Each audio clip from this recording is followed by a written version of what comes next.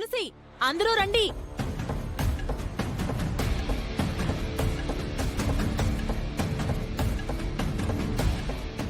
ఎందుకే అలా పిలుస్తున్నా?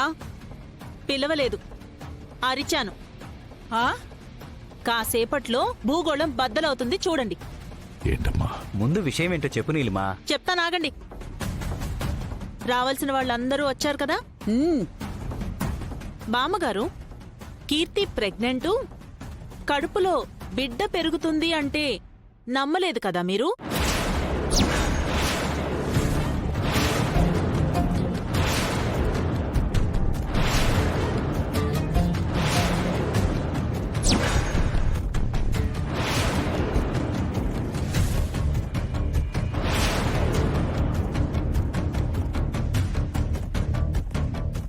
ఏయ్, నీకేమన్నా పిచ్చి పట్టిందా?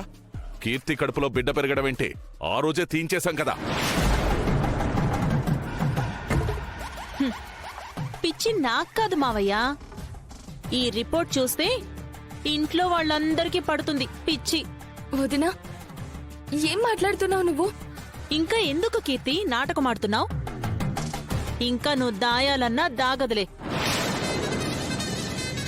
వదిన, ఇలాంటి విషయాల్లో జోక్ చేయడం పద్ధతి కాదు. అసలు ఏం మాట్లాడుతున్నావు నువ్వు?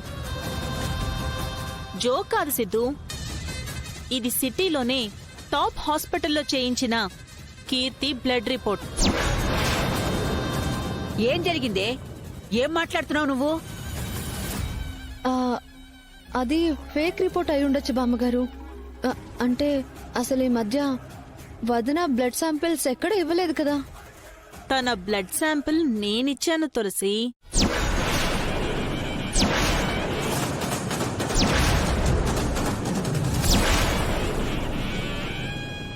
అది కూడా ఎవ్వరికీ తెలియకుండా.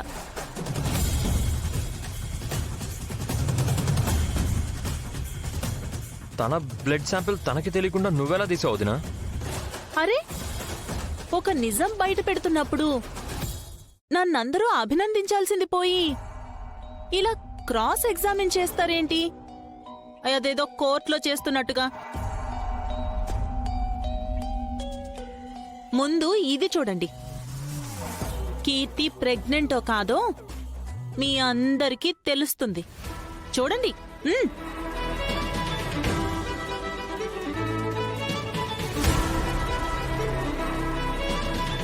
చూడండి.